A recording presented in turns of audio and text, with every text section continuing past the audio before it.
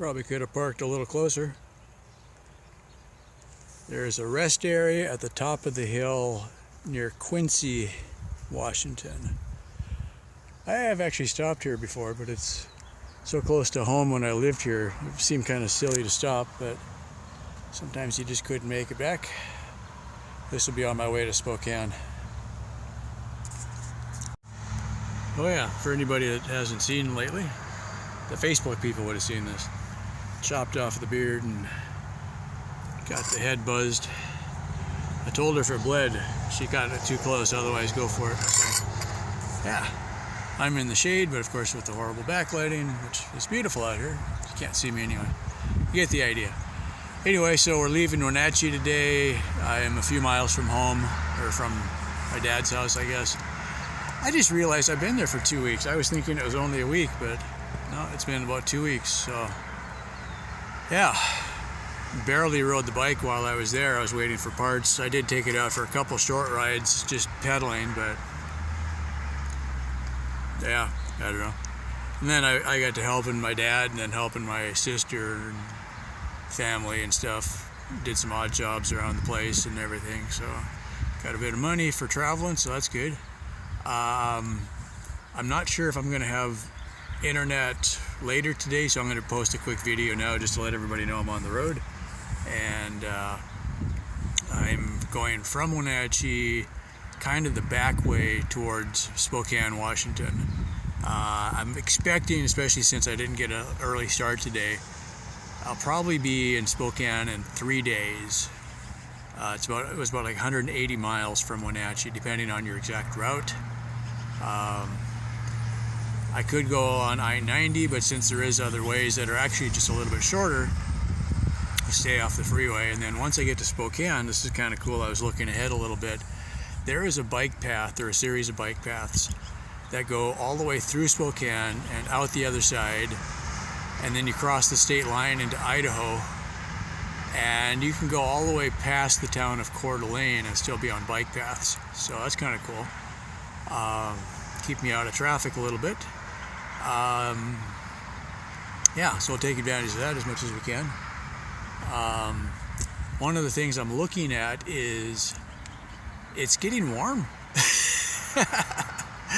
I swear this whole trip it has not been very warm, and now that I'm up in Washington, which is as far north as I'm going to go, all of a sudden now I'm hitting hot weather.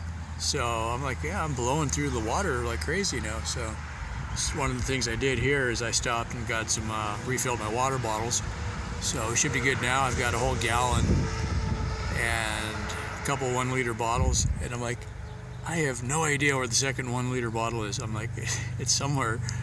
Maybe I'll find it later, because I should have 2 black water bottles and a blue one that I lost the lid for, and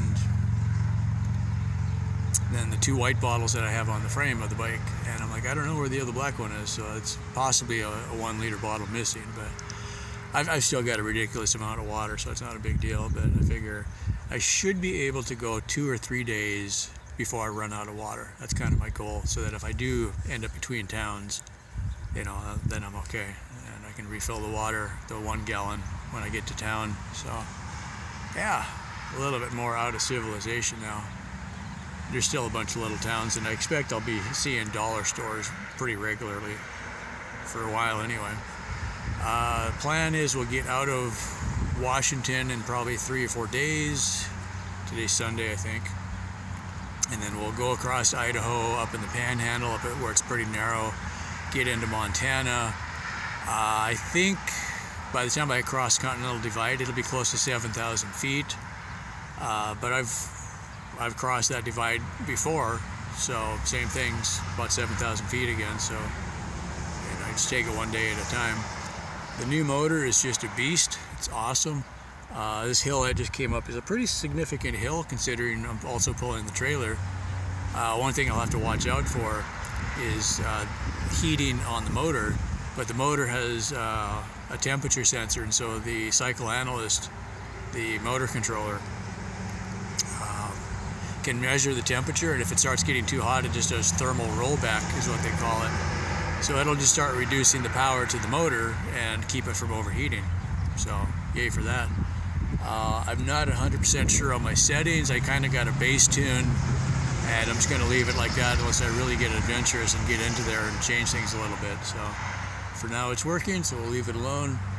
I did not put the pedal assist sensor on the bike. That was something I was thinking about. I've got it. I've got a torque sensor for the bike, but honestly, I didn't have a lot of time in the last couple weeks to do that, and I was working with the family, and so then I didn't have any cash when before that. And then by the time I got finished working, well, I quit the day that the new motor controller came in, and spent a couple days getting the bike ready, and I'm like, yeah, I just didn't really want to take the bike down to a bike shop and get that torque sensor put in right now, and spend some of the money I just got finished making. So we'll leave it like that for now. On the plus side, I figured out cruise control, which is really cool. So I've got 3 main power profiles on the bike, and I can set, basically profile 1, 2, and 3. I can set them anything I want, so you can have a completely different set of settings. So I think I'll do setting 1 on pretty much open ground on the level. That'll be 300 watts, so I don't use as much power. I was setting number 2 and 3 coming up the hill. I started on 3 at the bottom of the hill. That was 900 watts, and then I was overheating the motor. So I noticed that a thermal rollback had gone back to about 500 watts. So setting number 2 is 500 watts, so I just set it to that, and that was fine the rest of the way. It still was getting a little bit hot, but I wasn't generating as much heat. And then by then I was at the top of the hill. It was kind of a steep hill, but it wasn't super long, like 2 miles or something like that, so it wasn't so bad. But yeah, this new motor definitely is well, it's got way more power than the old motor, but I'm still running the same solar and the same batteries, so this just means that I can run through the power faster. On the plus side, though, is I can dial the power all the way down to 0 watts if I want to. I mean, that would be useless, but I was testing it before, and yeah, I can just set it to 150 watts, and it still gives me a little bit of help. So if I'm on a cloudy day, it'll give me a little bit of help, but I don't run the battery dead, so I always save a little bit. And yeah, you can do that. The other kind of cool setting is there's a speed setting that you can set the max speed, and so when you're coasting down the hill, when you hit the max speed, it starts automatically hitting regen. So you can be, hands basically, not touching the controls, just going down the hill coasting. And when it gets up to 20 miles an hour, that's what I set it to. It just automatically kicks in regen. So I don't even have to touch the brakes, and it'll start slowing me down and recharging the battery. And I could set that to anything I want, but in my case, the trailer starts kind of weaving and porpoising a little bit at about 20 miles an hour anyway, so I don't want to go any faster than that. So as I get it adjusted a little bit, the porpoising I think will go away. I've gotten rid of that before. It's just a matter of getting it all dialed out. The trailer's sitting a little bit nose high right now, so I have to make some more adjustments. I don't have as much weight as I had before, but I haven't got it distributed as good as I did before. So anyway, I'm going to go ahead and post this real quick, and in case I don't get anything, any internet tonight, and then if nothing else, I'll post when I get to Spokane. I kind of expect to be between cell towers for a little bit here, but when I get to Spokane, I'll have lots of cell phone. And then going into Montana, I expect I'll have cell phone when I hit cities, but maybe not in between. And we're going to go, so we're in Washington, Idaho, Montana, and down to Wyoming, I think is what the next plan is. And then I'm kind of looking, like, how many miles a day can I do with the new setup? I haven't really gotten testing for open country yet. So if I think I can do 80 or 90 miles a day on relatively flat land, I might stretch it and go a little bit further. If not, I'm going to take more of a shortcut and go home and not do the whole 22 states now. One other possibility, though, is if I get home and it's way too soon, I could take a week off, rebuild, get rid of all the extra stuff I don't need, and then pick up a few extra states closer to Texas. And instead of doing all the states west of the Mississippi, maybe I'll do the southern states or something like that.